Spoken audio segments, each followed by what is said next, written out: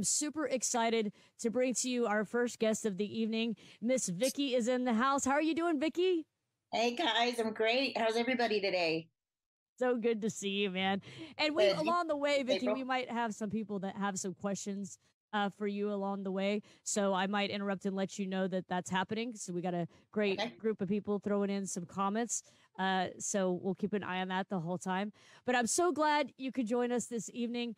And you are one of the two people right now who are either in the midst of treatment or about to start their journey. The other folks are a little ways out of their breast cancer treatment. So I really Okay. appreciate it when you're able to join when you're in the midst of this. So I'm so glad that you could do this, and you look great. I'm just Absolutely. saying. Thank you. Thank you so much. I'm glad to share my story. Yeah, absolutely. So as we were talking yesterday, you were stage one with grade three, which Yes. is exactly, and I told you this yesterday, we are Twinkies. That's All right. exactly what I was, Yeah. stage one, grade three. Um, Yeah. Tell us a little bit about how you came to learn that you had breast cancer. Okay. Crazy story. Okay. Um, COVID hit, 2020. Everything pretty much shut down that year. I am a school teacher, special ed school teacher. So usually all my appointments were made in the summer. And that summer, things got canceled, things were there. So that summer I missed my normal appointment. I had one mammogram before, and that was my year to go back. Next year came around 2021, and it just kind of skipped my mind. I'm fine, nothing's wrong with me, I don't need to go. This year 2022 came, and there was just something in my head that said, you know what, you haven't gone in a couple years. I was very large breasted, so breasted, I guess that's the right word. So I did go, I made my appointment. um, Went in, and the nurse at that time said, well, there's a little something suspicious here, let me check with the doctor. Hear from the nurse the next day, and she said we needed to have another mammogram. So I go in, have another mammogram, same place, great doctor, love them. Um, and they could tell that there was something there. So from there, we end up going to another specialist. And I do talk with my hands. So we go to another specialist, and we see that there is let me think, 1.5 centimeter lump in my right breast, and some suspicious little feely things around. So we end up doing a biopsy. And again, still, of course, it's in the back of your head. Maybe it's cancer, maybe it's not. And I don't think I had even really realized that it could be yet. So I go have the biopsy. Couple days later, I get a phone call at school, and I can still remember where I'm sitting. I'm sitting at my desk, and as I said, I'm a school teacher. I have behavior kids, so I'm not. I remember watching my kids at that time. I get the phone call. I see it's the doctor, and the nurse says it's cancer, and you never know what to say. Y- You know, Yeah, you're what do you say? right. Oh, thanks. Have a great day. Yeah, yeah, you're just going about your regular day, and you get that call in the midst of your Yeah, day, and I'm sure you just broke down, right? I did. I did. It was hard. Not that it would have been easier to get that phone call at home, but it was hard. Getting in at school, and my friends at school, I've got a super, super support team at school. Um, they all made t-shirts for me, once we knew what my diagnosis was, and my journey, where I was supposed to end up. So, they all made t-shirts for me, and it was just a crazy thing. But without that support, it's hard. It's hard. And I'm losing my Absolutely. voice. So No, yes, I'm you're okay. emotional, but I'm losing my voice. You're So okay. yeah, No it worries. was difficult. Yeah, absolutely. I remember that call too. I think anyone who gets a cancer diagnosis, it's just like where were you when 9/11 happened? You just remember. It's not You know, ever never going to go away. It's a life mhm. changing moment for sure. And Vickie, I know several women who have had breast cancer who are teachers, and I've heard that about uh, teaching staff and the camaraderie involved there, and just the Oh my support God, is just unbelievable, and they're so amazing.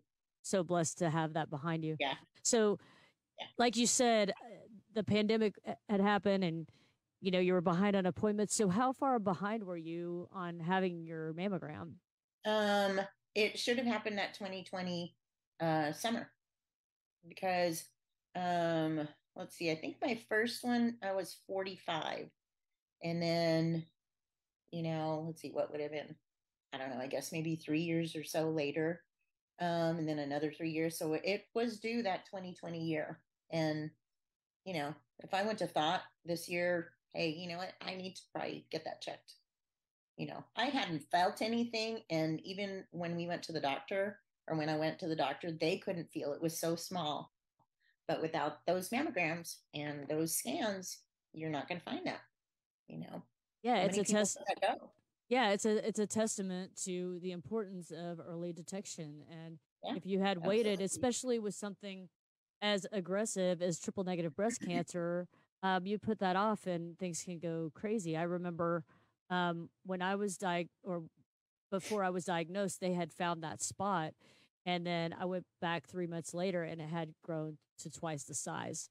And so, I mean, that was in 3 months. So just imagine if that had been free to let go for another year or something. It could have been Yeah, really really scary, yeah. right? And that being grade 3, and I had no cancer history in my family, my father's side or my mother's side. So, you really don't know where it comes from. But that grade 3, it was advancing. So if I went to Ghana when I went, it would have been, probably a lot worse.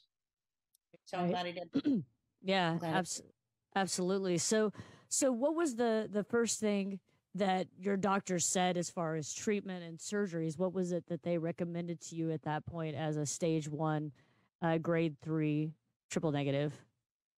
I met with a wonderful doctor in Plano, Medical City, and she recommended. She was, you know, it's scary, and I had always heard from other people, oncologists don't always have the best bedside manner because they have one thing to do.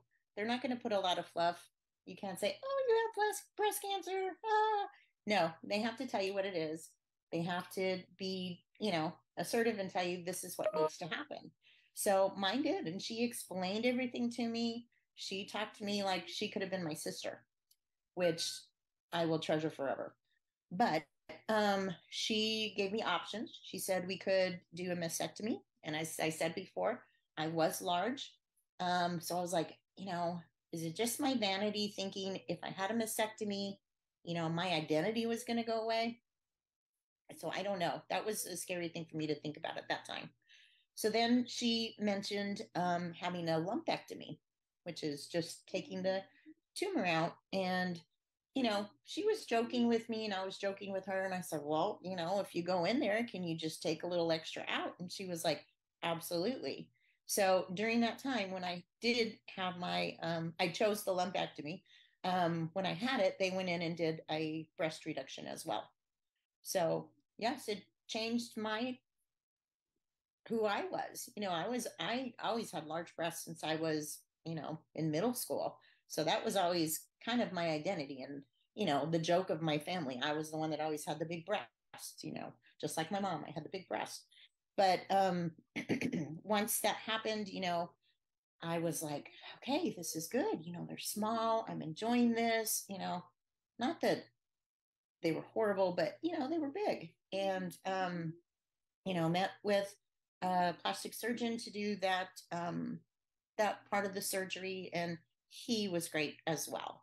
So once you find that doctor, it just makes so much more of a difference. I think if I would not have found the two that I found right off the bat, it would have been really hard, and they made it easy for me, if that's even a good word to say. Easy Yeah, well, going. and I mean, because No. because that could make it just really, really bad. I've heard, horror stories of Hmm. people going through breast cancer and just having, these oncologists that have the horrible bedside manner and stuff like that. But I've honestly more often than not heard just wonderful people, and that those people who are at those different cancer centers and things, such a blessing to have some amazing Absolutely. staff out there. I mean, it really truly does make a huge difference because you're scared. You're like going through this thing and you're super scared, and you Yeah. want somebody to make you feel better, keep you calm, be a calm in the storm for you. And Hmm. I was like you, Vickie, where I had a lot of wonderful people like that that were very supportive and calming Hmm. and reassuring too, just kind of Yeah. guiding us on our way. So, Yeah. was the lumpectomy the first thing then before any chemo, right? Yes. Yes. Okay. Lumpectomy was first, and I had that in November, late November, Thanksgiving week. And then I started chemo January 6th. Gotcha. And I have had 3 doses. I will have my last dose next Friday. Woo! And it honestly, for me, the chemo hasn't been bad at all. The worst part for me is that Neulasta shot that I have like the 2 days after Yeah, I have it. yep. That like wipes me I know, out. yeah. I Yeah. remember having like really seriously bad bone pain from that. I tell everybody all the time that the Neulasta shot was one of the worst parts for me for Yeah. sure. Which is funny Yeah. because people talk about chemo and all the ill effects of that, and I'm happy that we are able to share the part about the Neulasta, give a little bit more information about what kinds of things, what kind of effects other pieces of the puzzle have on you, like the Yeah. Neulasta shot, and just so those watching understand that Elasta shot is something that helps up your white blood cell count because chemo it kills fast dividing cells, and your white blood cells are what help keep you well, and those are fast dividing cells. So the chemo kills white blood cells, and the Elasta shot helps you get more white blood cells so that you can stay well, keep you stronger. Right. And right now, because I have had those 3 shots with the 3 chemos, my white blood count is very high right now. So the last time I went to the doctor, they were saying probably with my last chemo, I'm not going to need to have another one because my counts are so high. And I have been very blessed, very lucky that all my blood work has been good. And I know I'm one of the lucky ones because I do have friends that um, they have not had, as much luck, if you can say that, with their blood counts going up and down, or the nausea, or, the achy bones or whatever. I really haven't had too much of that. And I've been able to go back to work every day. So it's been really good. Been really good. Yeah, But I was just gonna say that's really, really lucky. I know a lot of people, like for me, I would do my chemo on a Friday, and then I would sometimes take Monday off, just to try to, get caught up because you're just so tired from chemo. It's just really yeah, exhausting, right? yeah, yep. But have you experienced any neuropathy or anything like that? No, mm-mm. No, That's I've been very fantastic. lucky. Yeah. Honestly, as you can see, my biggest side effect was the hair loss, and that was the hardest part, I think, was when the hair was falling out. Once I finally shaved it, it was like so liberating. And, like now I love it. I love it. So, It's funny. I was talking to someone recently who was about to go through chemo, and I was like, I just found myself embracing the simplicity of not having hair. And like for me, I had the adriamycin cytoxin mm, first, 4 rounds of that, and then 4 rounds of Taxol. And the adriamycin cytoxin, the first 4 rounds, I just lost the hair on my head, but with the Taxol, I lost all hair anywhere. I didn't have hair on my arms, on my face, on my legs, my armpits, eyebrows, eyelashes, all gone. Nose hairs. It was the weirdest thing. I was like, oh my what gosh. is stuff just falling out now, or what's happening? Yeah. you know, Yeah. but I really kind of just embraced the simplicity of that because you jump in the shower, dry off your head, and you're done. You don't have to worry with your hair. You don't have to shave your Oh yeah. legs. And I know it's a weird thing to say, but um, it's just kind of nice when you can embrace those simpler things And that you are a know what? result of chemo. Having it this way, I can be an advocate for other people.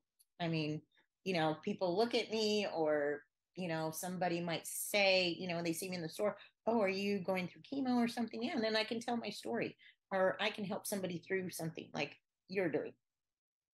Yep, exactly. And that was something you and I talked about yesterday, is that you and I both chose to just go bald out in public because it starts a conversation, and it helps to be an advocate in the fight against breast cancer and share your story so that Yeah. people, if they've been thinking, oh, should I be having my mammograms or I've been missing it, you can remind them, hey, yeah, please do that, because early detection truly is the key. I'm curious, Vickie, did you have any genetic testing done? I did. I did have genetic testing. We did that before the surgery, after I had met with the first my breast surgeon. After I met with her, we did genetic testing. Everything came back negative. I do have a daughter, so that was you know, a relief for me. I do have a lot of nieces, and so for me, that was good knowing that I could help them with that, knowing that it's probably not something, you know, genetic. You know, who knows where mine came from, but yeah, we did the testing and everything was negative.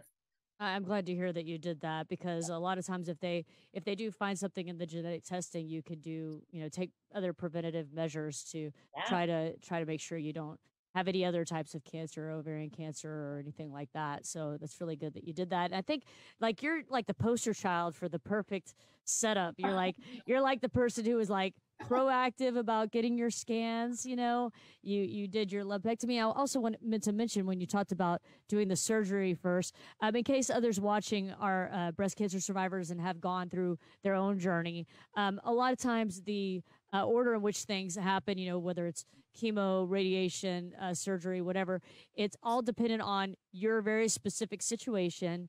And then, of course, your doctor's opinion of that. So a lot of people have chemo first and then have surgery afterwards. And then Yes. there are some people like you and I who had surgery first and chemo after. So if you're watching the broadcast right now and you're like, wait, she had her surgery first and they're doing my chemo first, they're messing it up. That's not how it works. Everybody's Yeah. situation is totally different. It all depends on your staging, the location. There's just so many different things it depends on.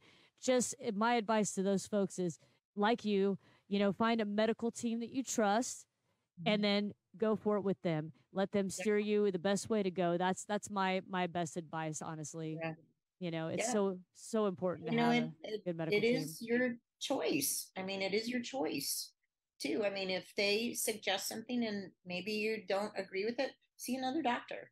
You know, they can verify that. You know, that's the great medical world that we have right now. I mean, think about it. If this was 20 years ago, that it'd be horrible, you know? Yeah, it's right. It's true.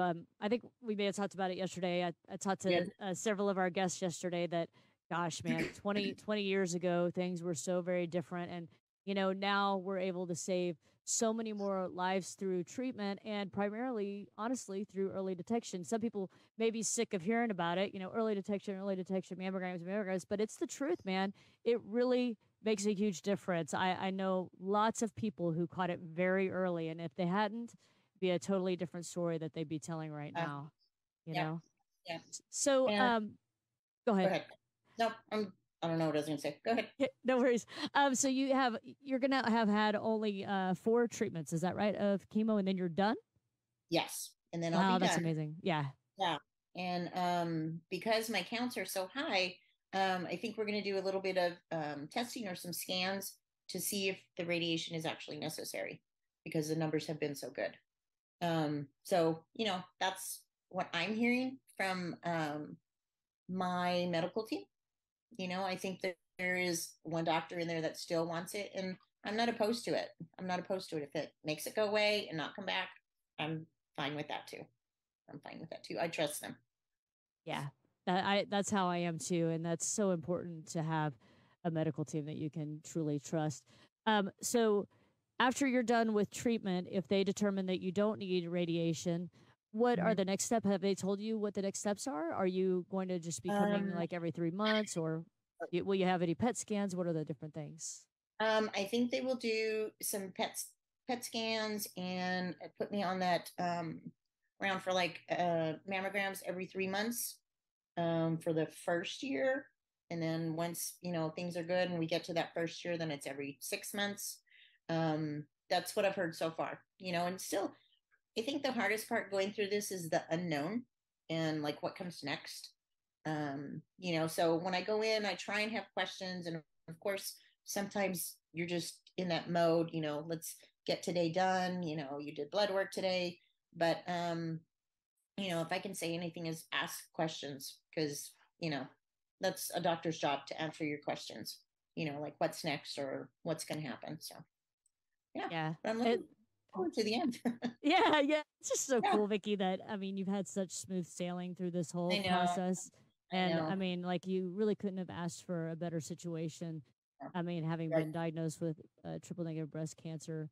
Do you have any advice or any maybe something weird that happened during this that you weren't expecting? Chemo brain. You always hear people say, oh, you're going to get chemo brain. It's just like sometimes you forget things, or it's like, I know what this is supposed to be, but it just takes a minute to get there. Just kind of give yourself some grace. Our bodies are going through so many changes, and there's a lot right now that we can't control. So just like the shaving of my head, that was one thing that I could control. Couldn't control it not coming out. Can't always control that forgetfulness, but I give myself some grace and I laugh. And you have to laugh, because it's not a fun thing. It's a scary thing to be going through this, but I know I'm on this journey for a reason. Yeah.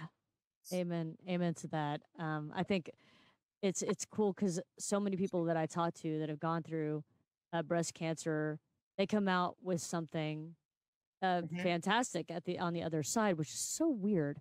So, and do you have something that you can point to right now that you're like, wow, this happened because I went through breast cancer, and this never would have happened, this cool thing? It's like the older we get, I think like maybe when I like hit 50, then you're kind of like, okay, this is what real adulthood is, and like now I think this breast cancer journey is really making me who I'm supposed to be. Maybe this was my actual journey. I think it most definitely was. I mean, there's a reason behind this, Vickie, and I mean, even just right in this moment, the hope that you're providing to people, there's just it's a wonderful thing, and so blessed that you were able to do this with us today. I hope so. Yeah. And I'm gonna hassle you and see how you're doing. I hope so.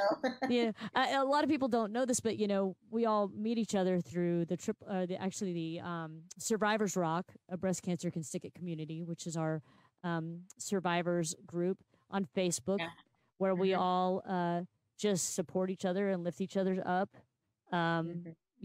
Share our experiences and just let each other know that we're not alone. And I'm so glad that we met through that. And I think I know that you'll be able to provide information about your experience and help people not just through this broadcast but through that group as well. And it's a blessing. You're really a blessing. It is. I think it is. So thank you. And you know what? That's another thing. Join groups to just talk to people. Even, you're sad one day, just put yourself out there. Again, give yourself some grace. Put yourself out there. I'm having a rough day. You're going to get probably 100 responses. Hey, stay strong, sister. Or, something, something positive that you can take from somebody that you don't even know. I mean, just like what April's doing for me. So thanks. I'm so glad. So I'm personally just honored to be able to meet folks like you and to get to know you personally and to hear your story and be inspired by you, and to be able to share your story. I'm just grateful for all of it, So we'll always be there for you in that group, girl. So anytime you need anything, let us know, Absolutely. I will. Yeah. And thank God for your teacher staff and all of that, and your family and the great support group. Yep, I do. And that helps. And, a lot of people don't have that. So we can be that for them. Exactly right. And the thing is also, Vickie, is that people that are going through something just traumatic in their life right now that are watching, they can see your strength and courage in this moment and be inspired. So I'm thankful I you hope could so. join us tonight, Vickie. Thank you so I much hope. for being here, girl. Thank you. All right. Thank you, April. Girl, All right. you have a great evening, and I'm gonna bug you and see how you're doing, and you keep us posted over there in the group, okay? Better. Take All care, right, girl. guys. Take care. Have a great night. Take care. Bye. Bye. All right, everybody. That was Vickie, total rock star, man. So great to have her on the show